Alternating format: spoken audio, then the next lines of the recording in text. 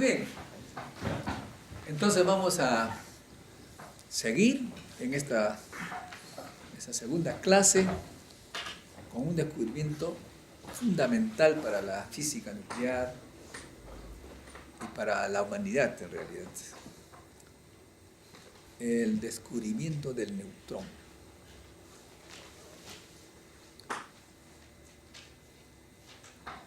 Las famosas imágenes de Becquerel con su placa fotográfica que era sensible a la radiactividad, tenían poco valor para detectar cualquier cosa que sea neutra, porque esos materiales, como los que ustedes van a usar en dosimetría, los dosímetros, básicamente se debe a la interacción eléctrica, cargas que chocan contra los sensores. Pero cuando uno hace un experimento de reacción nuclear, chocar partículas alfa, que entonces en esa época, la primera parte del siglo XX, las únicas fuentes que se tenían eran de partículas alfa o electrones o gamas naturales. Cuando uno hacía chocar partículas alfa con elementos livianos, ¿no? Un elemento liviano. Ven ustedes la fuente. La fuente es una fuente natural, polonio, que fue descubierta por Marie Curie. La fuente emite sus rayos alfa. ¿De acuerdo? Y se hacen pasar por un material. ¿Qué material es en este caso? Berilio. Se bombardea el berilio con partículas alfa de una fuente natural, como la pregunta que decía nuestro amigo. ¿Cómo, de dónde sacaban las partículas? De una fuente natural. Se bombardeaba berilio y luego se hacía pasar por parafina. Y al final llegaba al otro lado partículas cargadas, los protones, detector de partículas cargadas. ¿De dónde salían estos protones? No había explicación de dónde salían esos protones, porque se bombardeaba con alfa, berilio y salían protones. Y no había nada más, no se detectaba por lo menos nada más. Y ahí viene nuevamente la interpretación. El físico, su tarea es interpretar los experimentos. Entonces la idea que tuvo Chadwick es que en realidad, después del berilio, cuando chocaban las partículas alfa,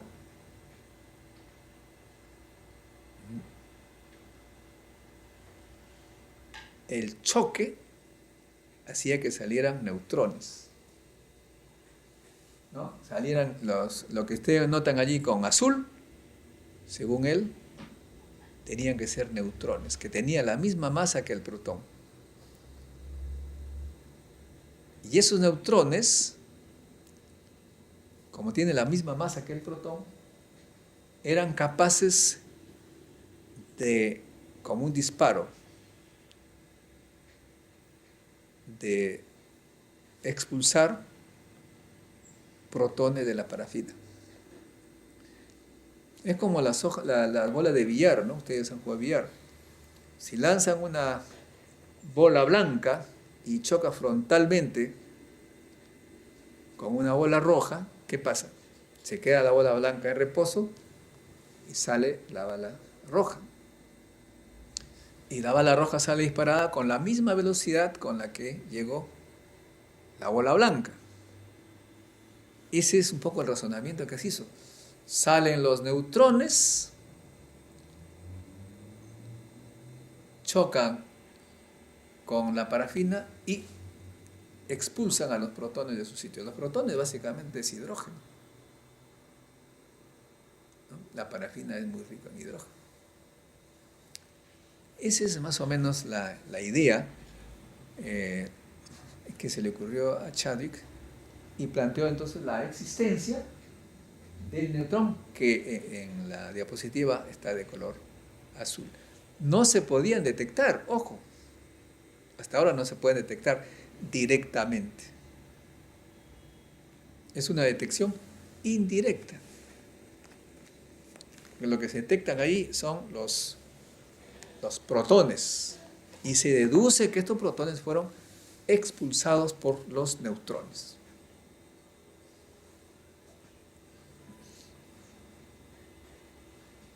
Ahí tienen otra idea de lo mismo, ¿no? El dispositivo, una fuente de polonio, partículas alfa, se tiene el berilio, pasa por la parafina y al otro lado se tiene un detector de cargas que detecta protones. Es así como, al descubrirse el neutrón, se llega a la idea entonces de que los átomos tienen que estar constituidos por esos neutrones, porque salieron de la materia. Y como antes se había pensado ya, se había establecido un modelo del átomo en que había un núcleo positivo en el centro, muy pequeño, y que alrededor del cual giraban electrones, ese núcleo positivo, después de Chadwick, se establece claramente que está compuesta por protones que ya se conocían antes, porque los protones son núcleos de helio, y neutrones. El núcleo atómico está compuesto por protones y neutrones.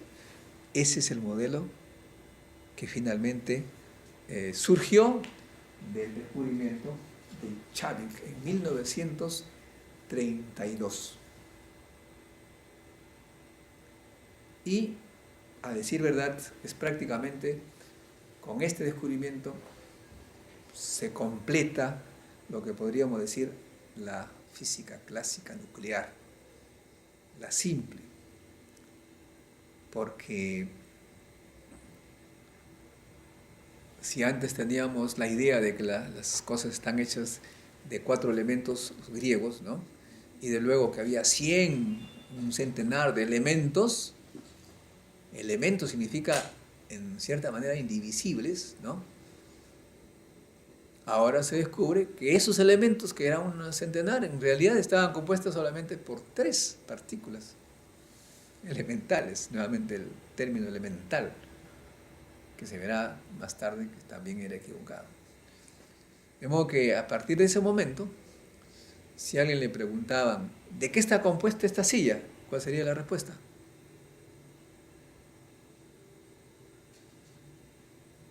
Protones, neutrones y electrones.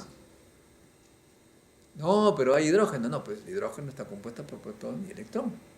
Pero ¿y el carbono? Bueno, el carbono está hecho 6 protones, 6 neutrones y 6 electrones.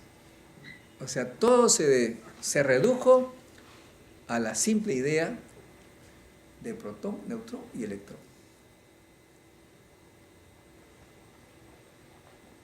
Y hasta ahora tenemos esa idea de esta física nuclear clásica.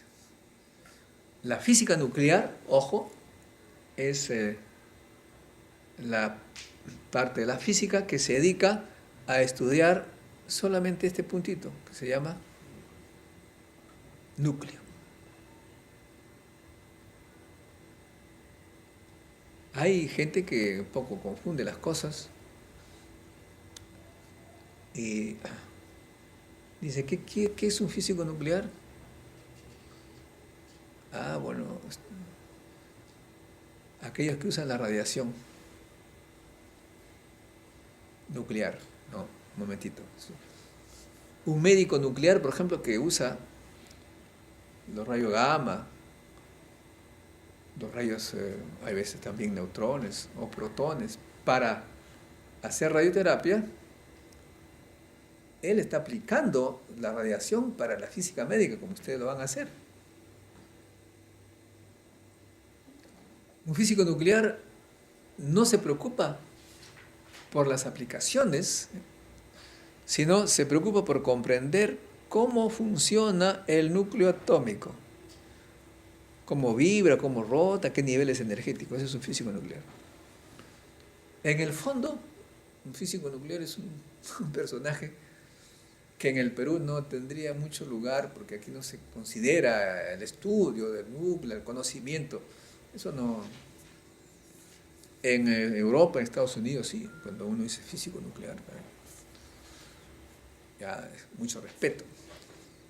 Aquí le damos más importancia a la aplicación. ¿Para qué sirve? Física médica, médico nuclear, etc. Pero los términos físico nuclear suena bien. Entonces hay gente que no ha hecho nunca un solo estudio del núcleo y se dice físico nuclear porque suena bien. Cuando en el fondo es lo más inútil que hay en el Perú, un físico nuclear, porque yo soy físico nuclear. Me dedico al estudio de la fisión, que veremos más tarde, pero eso no tiene aplicación directa para resolver problemas. Los que resuelven los problemas son los físicos aplicados, físicos médicos, médicos nucleares y otros más, ¿no? Hay físicos de estado sólido que usan la radiación para estudiar los materiales. No van a ser físicos nucleares, son físicos de estado sólido. Su objetivo es la materia, los cristales, etc. Bueno, muy bien. Entonces, estamos con los neutrones. 1932. Luego pasamos a 1935, una parejita fenomenal de esposos, e Irene, que es hija de Marie Curie, con Frédéric Joliot. Son personajes históricos. Para mí tienen mucho significado porque estos dos personajes fundaron el Instituto de Física Nuclear donde estudié mi doctorado en física nuclear y física de partículas. Cuando hice mi maestría en la UNI, no quería irme del Perú. Yo me había comprado mi terreno, por donde está el puente Javich, ¿conocen? Ahí nomás. Mi automóvil, Toyota Corona, ya estaba yo. Iba a ser mi vida acá. Había ganado un concurso para trabajar en Petro Perú, mucha plata. Estaba feliz. Y me dijeron, no, hay que hacer el doctorado. Me pusieron unos papeles y dijeron, tienes que ir a la carrera. Entonces dije, solamente aceptaré si me envían al mejor lugar de Francia, donde hay un hermoso paisaje, buenos laboratorios y que haya premios Nobel. Pensé que no lo iban a encontrar. Encontraron este instituto, cuyos paisajes veremos tal vez en otra oportunidad, y me convencieron, me fui, dejé todo tirado, vendí a 4 reales todo lo que tenía, puse terrenos, carros. Esa es la locura por la ciencia, ¿no? Si no hubiera sido eso, estaría como mis compañeros que se quedaron en Petro Perú, con enormes residencias en La Molina. Pero soy feliz, más importante. Mire, esta parejita de Irene y Frédéric Joliot-Curie hacían los experimentos que hacían pues toda la gente en esa época, ¿no es cierto? Ya sabemos cómo se produce rayos alfa, entonces bombardeaban todo. Es el método que hasta ahora se usa. Se bombardea materiales con partículas. Y en este caso, por ejemplo, estaba bombardeando aluminio, esta pareja, bombardeaban aluminio con partículas alfa. Y salía fósforo 30 con neutrón. Está perfecto. Muy bien. El hecho está de que eso hacían permanentemente. Cuando ellos medían lo que salía, pues con sus detectores de radiactividad, cuando regresan de sus domicilios, etcétera, al laboratorio, y ya no bombardeaban la sustancia, porque no se tiene que bombardear todo el tiempo, se bombardea un periodo, ¿no? Tuvieron una sorpresa increíble de que la sustancia que bombardearon, ya sin necesidad de bombardear, seguía emitiendo radioactividad, seguía radiactiva. En este caso, emitía betas positivos, o sea, electrones positivos. Y a eso se le llama el descubrimiento de la radioactividad artificial. ¿Por qué artificial? Obvio, ¿no? Porque no es natural. O sea, no. Polonio es natural, emite radioactividad, pero en este caso ha sido después de un bombardeo que se convierte en radioactivo. ¿Se dan cuenta? Es una cosa muy importante. Bueno, entonces seguimos en esa época, los años 35, descubrimiento del neutrón, y ahora se cuenta con otra partícula para jugar. ¿Cuál es? Ah, acabo de decirlo. Antes se bombardeaba con alfas, ahora ¿con qué se va a bombardear? Con neutrones, ¿no es cierto? Así es la ciencia, no hay una cosa compleja, no. Apenas descubren algo, juegan como los niños. Se descubre los neutrones, voy a bombardear con neutrones. Todos. ¿No? Y en Alemania pasó, ya estábamos en Francia mucho tiempo, en Inglaterra, pasó en Alemania, en 1938, en diciembre, ya había empezado la guerra, la Segunda Guerra Mundial.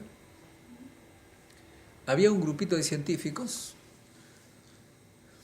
Frederick Strassmann, Otto Hahn y otros científicos más, liderados por una mujer, Lise Meitner. Pero esta mujer tuvo que escaparse de Alemania porque era judía y al señor Hitler no le gustaban los judíos, que era el jefe, el líder gobernante de Alemania. Más bien perseguía a los judíos, entonces ella se fue a Suecia. Pero se carteaban con sus científicos en Berlín. El experimento que hacían era bombardear con neutrones minerales de uranio. En un taller, un laboratorio tan simple como el que ustedes están, ese es el laboratorio que ustedes ven en la imagen, una cosa elemental. Podríamos hacerlo en cualquier lugar del Perú, repetir ese experimento. Bombardeaban con neutrones minerales de uranio. Y después de bombardear con neutrones, analizaban qué elementos químicos quedaban. En este caso, la idea que tenían ellos era, el núcleo atómico está compuesto por protones y neutrones. Los neutrones no reciben, no sufren la repulsión coulombiana, ¿no? Como el protón. Entonces lo que vamos a hacer es bombardear con neutrones para que vayan pegándose al núcleo y el núcleo va a crecer. De repente emite alguna radiación. Si emite, por ejemplo, un positrón, pierde una carga. Eso significa que ya no es el mismo elemento. Va a ser un elemento diferente, más pesado que el anterior. Entonces vamos a producir elementos súper pesados. Esa es la idea que tuvieron. Entonces, eso hicieron, y cuando separaban las sustancias químicas que resultaba en el material irradiado, lo separaban con los métodos químicos tradicionales. O sea, si ustedes quieren detectar si hay tal o cual elemento en un mineral, en una sustancia, se aplicaba pues los reactivos, ¿no? Como se hace hasta ahora. Se identificaban los elementos por su manera de separarse con determinados ácidos o reactivos. Y se dieron con la sorpresa de que los supuestos nuevos elementos que se iban formando tenían un comportamiento similar a los que ya eran conocidos. Dice, ¿cómo? Tremendos átomos grandazos que se comportan como los anteriores. Qué curioso, ¿no? Pero ahí viene, les asalta la idea que es comprobado por Lise Meitner con su sobrino Otto Frisch en Suecia, que en realidad ellos no estaban creando elementos más pesados, sino lo que habían hecho, esa es la hipótesis, es partir en dos pedazos el uranio. Y cada pedazo, obviamente, correspondía a un elemento ya conocido, pues porque el uranio es el más pesado que hay en la naturaleza.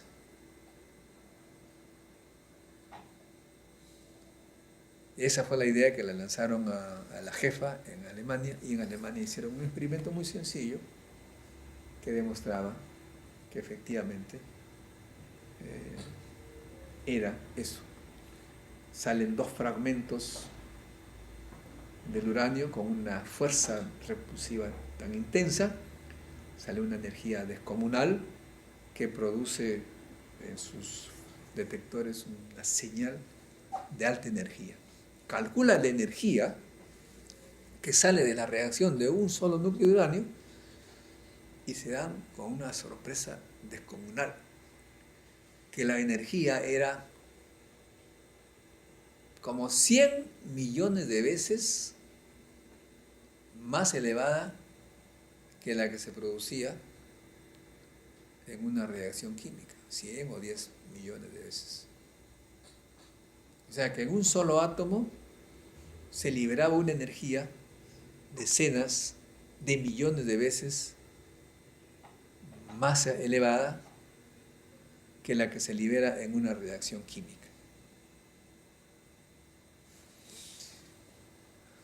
Eso sí que fue un gran problema para los científicos, porque inmediatamente pensaron en un explosivo nuclear. Eso significaba que 1 kilo de uranio, si se hacía explotar, este tendría que ser equivalente a millones de kilos de una sustancia química explosiva, como la dinamita.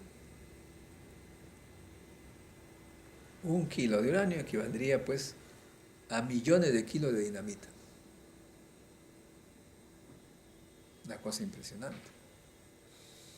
Y es así como Hitler empezó a investigar cómo hacer un arma nuclear para dominar el mundo. Pero Hitler tenía un gran problema. Él, y que fue bueno para el resto de la humanidad, era bastante brutito, no era inteligente.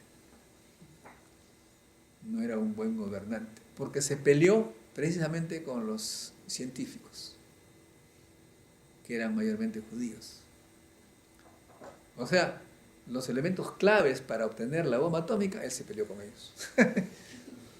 ¿No? Y estos se fueron a Estados Unidos, comenzando por Albert Einstein, se fue a Estados Unidos. Después teníamos a Enrico Fermi, italiano, que si bien él no era judío, su esposa era judía, y entonces perseguida se fue allá a Estados Unidos. Muchos judíos se fueron allá. Y convencieron a Einstein, que ya era famoso, de que escribiera una carta al presidente de Estados Unidos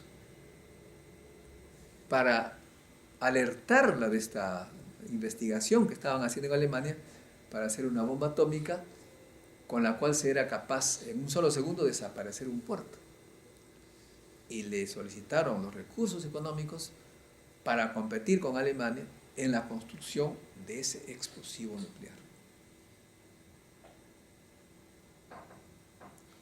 El presidente de Estados Unidos comprendió, dio muchísimo dinero, se calcula en 2.000 millones de dólares, una cosa así, el equivalente, claro, para ese proyecto. Se pusieron a trabajar universidades y se crearon centros especiales, uno de los cuales es el Laboratorio Nacional Los Álamos, que queda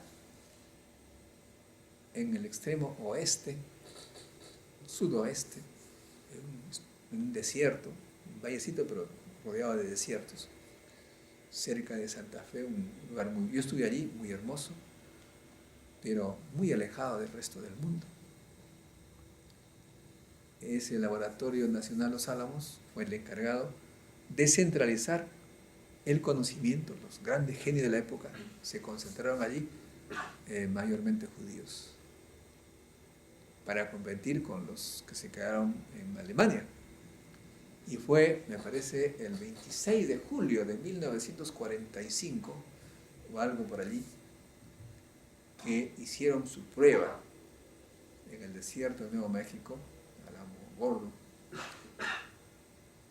y vieron por primera vez una explosión nuclear.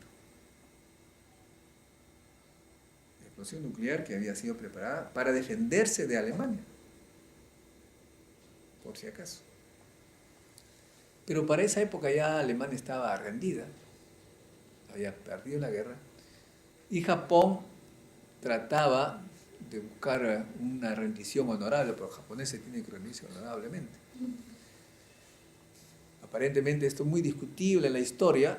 Se dice que Estados Unidos quiso probar su fuerza y mostrar al mundo su nuevo poderío, e hizo explotar en Hiroshima el 6 de agosto del 45 y en Nagasaki el 9 explosivos nucleares basados en el fenómeno de la fisión nuclear, que hicieron pues un cambio total de la historia, y el poder económico, industrial, científico, tecnológico pasó de Europa a Estados Unidos. Fue justamente por este tema basado en el descubrimiento de la fisión nuclear y su aplicación en las armas nucleares. Es allí, entonces, un punto fundamental para la historia. Y es allí donde vamos a terminar esta clase, para que en la próxima vez sigamos describiendo cómo han ido descubriéndose los fenómenos en la historia de la ciencia. ¿Preguntas? No hay preguntas, no puede ser. Por lo menos una, pues.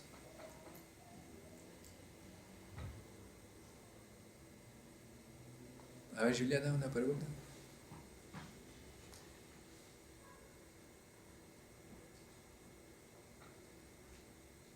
Nada. Siempre hay que preguntar, es un buen ejercicio. Me acuerdo cuando yo era niño, a los 8 años, el profesor enseñaba y yo quería preguntar, pero me daba vergüenza preguntar. Entonces no preguntaba, pero me quedaba un sinsabor que me duraba pues días, triste, amargo. Mi abuelo José me preguntaba, ¿qué te pasa, hijo? Nada, bueno. Cuando ya me insistió, tiene que pasarte algo, le conté, ¿no? Es que yo quería preguntar, pero me dio vergüenza, bueno. Bueno, me dijo, mira, si tú no quieres estar triste toda tu vida, pregunta nomás, pues si no vas a estar llorando todo el tiempo. ¿No? vence el miedo. ¿O quieres vencer el miedo o vas a estar amargado? Entonces dije, sí, efectivamente. Entonces, cuando terminó la clase siguiente, parece que mi abuelo ya había dicho al profesor algo, ¿no? Entonces, el profesor por primera vez dice, ¿alguna pregunta? Y yo tuve miedo, levantar la mano, y otro chico levantó. Y preguntó, y peor todavía. Hijo, me dice, tú no vas a tener salvación, tienes que actuar. Pues la próxima vez, apenas dice, tú levanta la mano primero que todos. Y hasta ahora aplico esa técnica. Porque si tú esperas que haya 2, 3 preguntas, al final ya no hay más, ya no te dan chance de levantar la mano. A ver, ¿quién levanta la mano primero? Y después piensa qué preguntar. Ahí está. Pero véngase para acá, pues, tiene que venir a hacer, para que lo conozca los herederos de Pierre, para que te conozcan los herederos de Pierre y Marie Curie. Una pregunta desde Perú.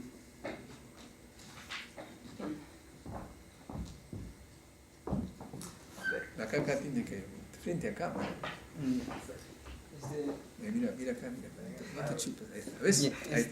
También quiero agradecerle también por la presentación que nos está dando. La verdad es que está bien detallado. Nunca había escuchado una explicación tan sencilla y sobre todo que todos estamos entendiendo lo que nos está explicando. ¿Cierto? ¿Se entiende? Sí, se entiende bastante. Muy bien. Y nos motiva a que podamos seguir con la investigación, ¿no? Que para eso es que estamos estudiando, estamos haciendo nuestra maestría.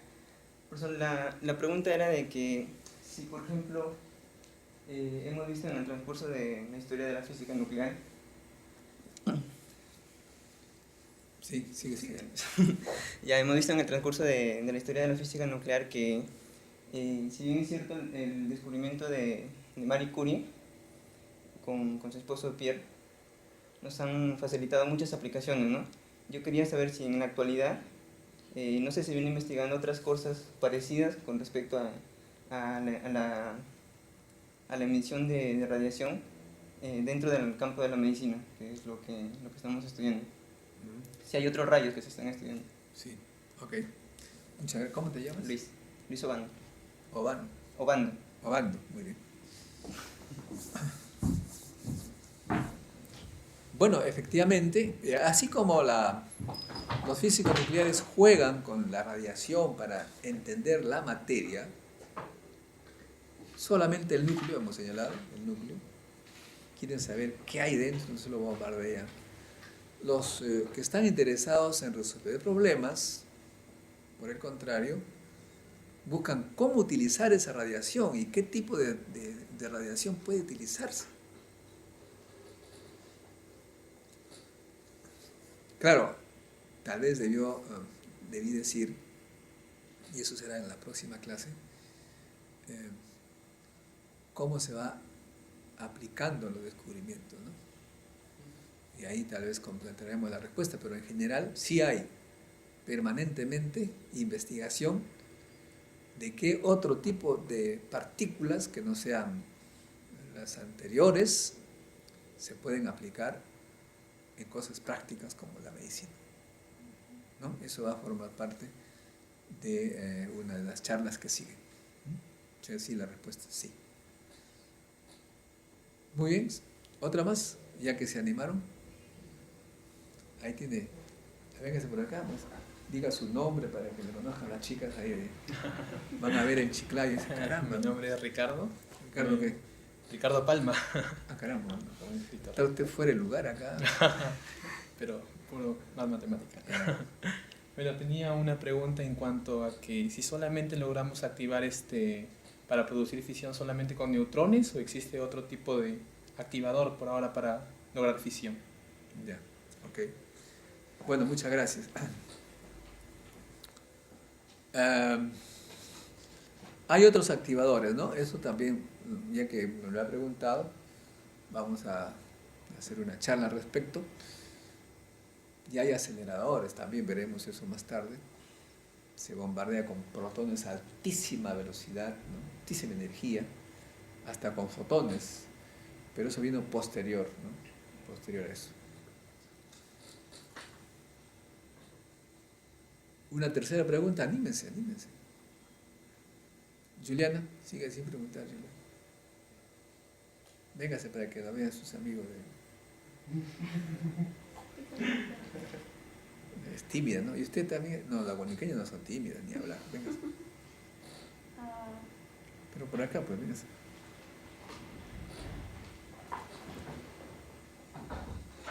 Las guaniqueñas son muy sociales, ¿eh? Ordenadas, son meticulosas, ¿no?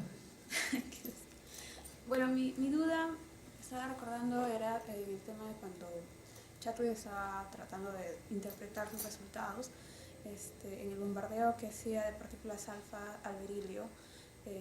Yo me preguntaba en qué momento, o sea, él tuvo esa intuición para pensar que las partículas que estaban entre el berilio y la lámina de parafina eran diferentes a protones también, porque yo pensaría que si estamos bombardeando con partículas alfa, quizás por el mismo hecho de que son con carga positiva, podría chocar con una bolita de protón y liberar. ¿Cómo se llama usted, nombre y apellido? Karen Tupto. Muy bien, muchas gracias. Interesante pregunta, ¿no? Pero ustedes, como ya se sabe cómo detectar protones, que son partículas cargadas, obviamente Chadwick lo primero que hizo es, antes de colocar la parafina, puso el detector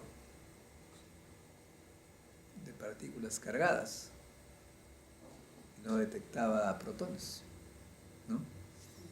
O sea, se dio solamente cuando ponías la parafina era que se detectaban los.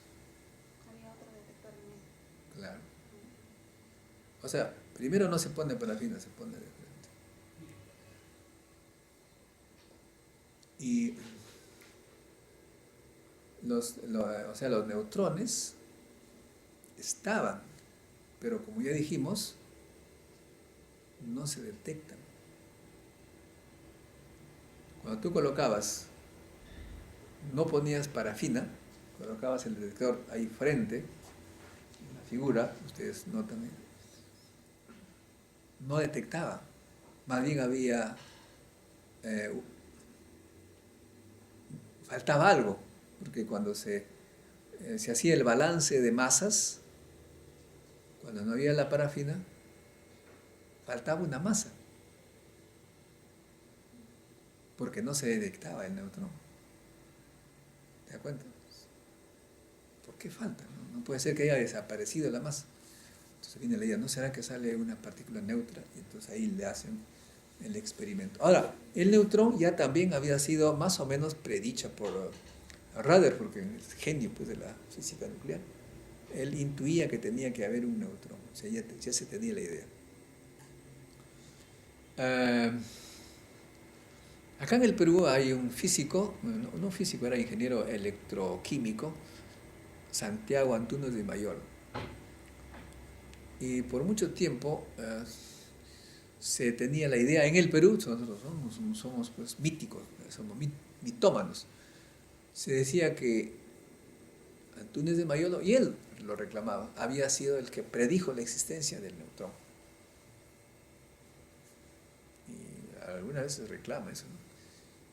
Pero cuando me encargaron a mí de estudiar sus escritos, él tenía otra idea, no era el neutrón que estamos acá hablando, no era otra cosa.